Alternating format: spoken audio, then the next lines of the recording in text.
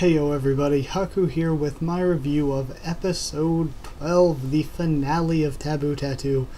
And oh man, I'm probably going to end up ripping it apart a little bit, but that's kind of just how this episode sort of went and how the series has sort of gone.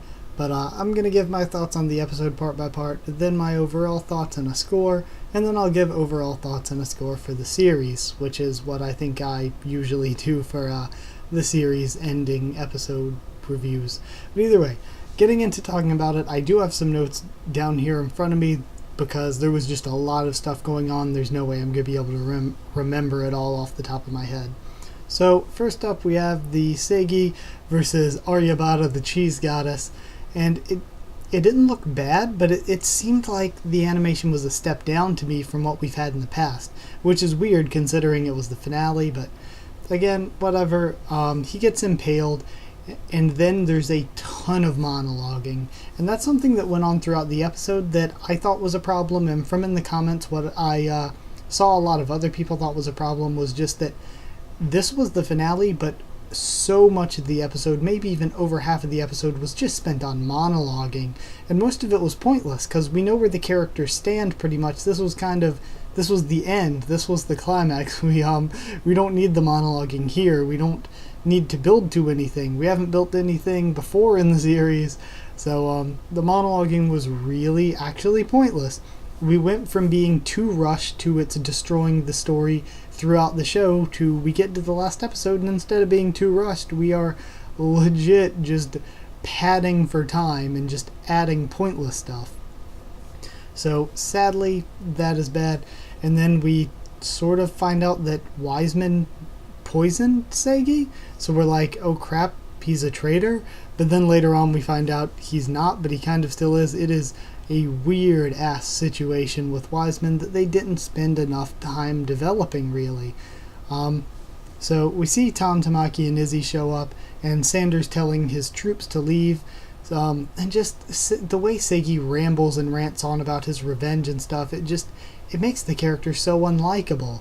And that is another big problem that I've seen a lot of people complaining about with the series, and another thing that I'm going to have to complain about here. Seigi, up until towards the end this episode, like a lot of the other recent episodes, was super unlikable. Like, this dude was such a pain in the ass and so annoying with all the revenge stuff.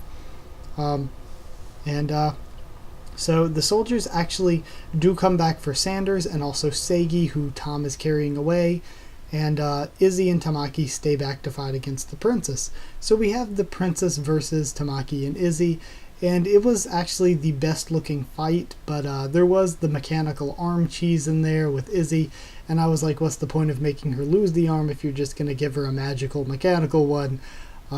So yeah, it takes a lot of weight out of things, and it just wasn't very good overall, the whole mechanical arm concept. She does manage to kick the princess though, and we go from that to the place they're in collapsing or exploding or whatever, and it was another very bad scene, because what they did, they still framed us. They gave us a still picture of an explosion and then just shook it around on the screen, and it looked very bad. It was pretty damn noticeable because, like I said, for some reason it seemed like they were padding for time this episode. There were scenes, and this is sort of a general complaint, there were scenes that lasted way longer than they needed to, of just like shots of whatever happening, that just lasted way too long. And in addition to that, there were so many scenes where we would just jump back and forth between two different things that hadn't changed.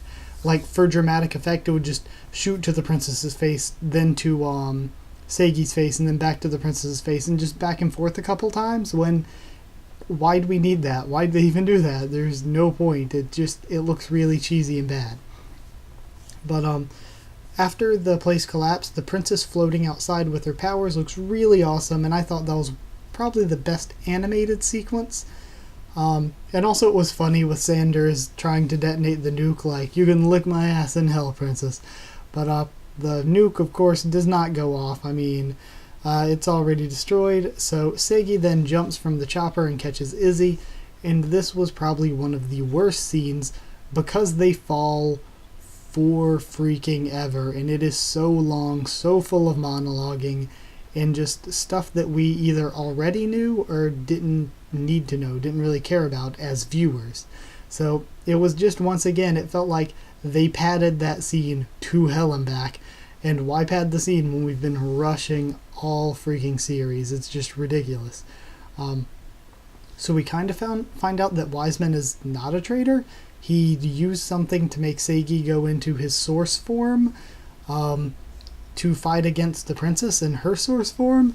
But again, it's not really delved that deeply into, and they still sort of act like he's a traitor, even though that thing is the thing that kept Seigi from dying. So it's a bit stupid, I guess. I don't know, I'm trying to think of better words, but honestly, it's just really poor and lazy writing. So going on from that, Seiki does turn into a source monster, and we have the source versus source fight, which is really kind of, again, crappy. And it felt to me, it reminded me of the Akame ga Kill anime. Yeah, Akame ga Kill, that's what it is. That anime where they just said, okay, we need an ending, what are we going to do? Giant robot fight. Like, even when it doesn't really make sense and doesn't go with the rest of the series, just throw something in there for a big fight for the ending. And that's pretty much what we did here with the source versus source fight. We just threw it in so we could say, hey, here's an ending. And also a lot, like, there was some really, really crappy CG animation in there. Like, really half-assed animation. And again, I had my notes that the scenes around this part were really drawn out. And that's a complaint for pretty much the entire episode. And for the final fight as a whole, I feel terrible saying this about the final fight of an action series, and especially an action series in which the fights were generally the best part of the series. This fight was boring. I was really bored. And the fights earlier in the series were really, really good, so to go from that to actually being bored watching the final fight, it was just such a huge step down. Then we have Izzy and BB inside of Seigi for just a brief moment. Really doesn't do anything extra from their characters. We had already sort of had the relationship shown to us in a better way than this, so it really didn't do anything. Then they hit the opening theme like they do in a lot of anime finales, and you're like, oh shit's gonna go down, opening theme. That, and Seigi has this really cool speech about protecting everyone and seeing that he was wrong about the revenge stuff, but even both of those things could not help the weirdly bad animation for the source versus source fight. And in a series where the story's been terrible, but the animation has typically been really good, it's weird to see that they wait till the finale and then do really bad animation. Like, a lot of it was blurred and just shaking still frames, and what was there actually moving was just really low quality. So it was really strange that the animation was that bad to me. Then Kujuli sacrifices herself. Again, we didn't have much development for it, so it really didn't do much for me. We flash to Eel and Lisa just for like a quick second to show that they're still safe. They're at the army's base or whatever, or their camp or whatever. Then the source forms crumble so that we find out Tamaki's alive, but so that Seigi can go for the final blow on the princess. And then when it happens, we have all the little soldiers yelling USA, USA, which I thought was really funny just because it was just so random and out of place.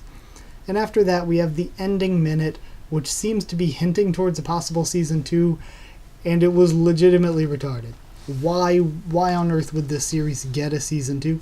Not that it's bad and it doesn't, and the story doesn't deserve a season 2. It's why would you make a season 2 when you rushed season 1 so badly?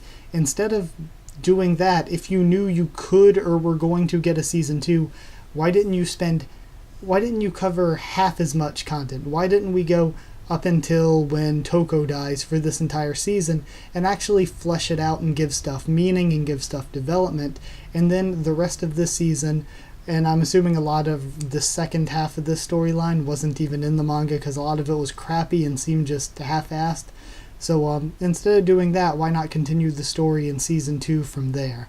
So it was a bit ridiculous and kind of stupid to hint at a season 2 when season 1 was so terribly rushed.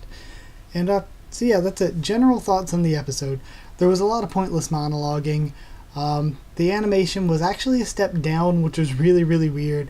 The final fight was cheesy and was really actually boring, and that's kind of bad that it was actually boring.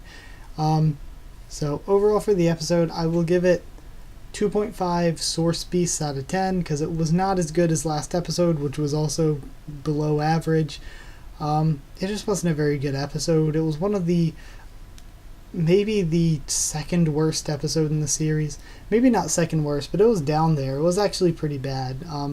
And surprisingly pretty bad. I was expecting if any episode to be decent, it would be the finale.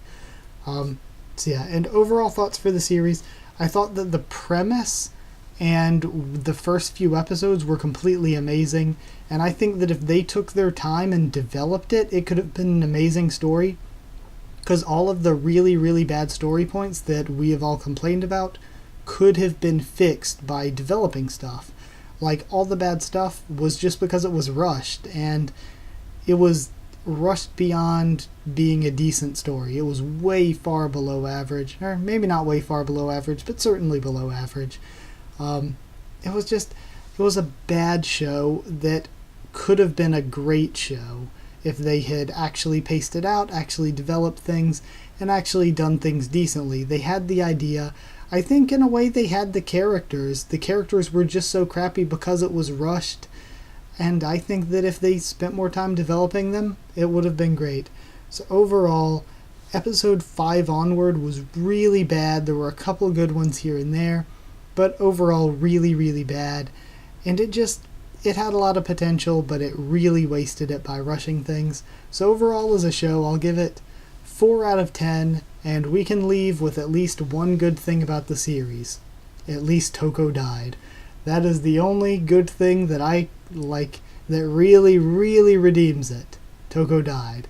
So, with that said, 4 out of 10. Would I recommend for people to watch it? Not really, no. I don't know. I feel like you could just save your time and watch something better. If you're a writer and want to see how rushing things can completely ruin a story, then watch this to see what not to do. But, yeah, it was entertaining, and if you've watched so many things that there is nothing else decent to watch, go ahead and watch it and see what you think, because it was pretty entertaining. But if there is anything else that you think might be better, I'd say watch that instead. So, yeah, sorry to be so negative, but I gotta be honest with the series. I did enjoy it somewhat, especially the first few episodes. I thought the first few episodes were great, but, sadly, they rushed it, and it did not end strong. So, sorry, but like if you liked the video, comment down there and tell me what you thought of the episode, what you thought of the series, and what you thought of my thoughts on both. Subscribe for more, well, I guess no more Taboo Tattoo, but subscribe for more 91 days, one more episode of Fukigen no Monologue-Heavy, and the weekend after next, we'll be starting Mahou Shoujo Ikisei Keikaku. So, yeah, let's do all that. Then follow on Twitter if you want, and I'll try to keep you updated there on stuff for the channel. And that's it. So thank you once again for watching, and I'll see you all next time.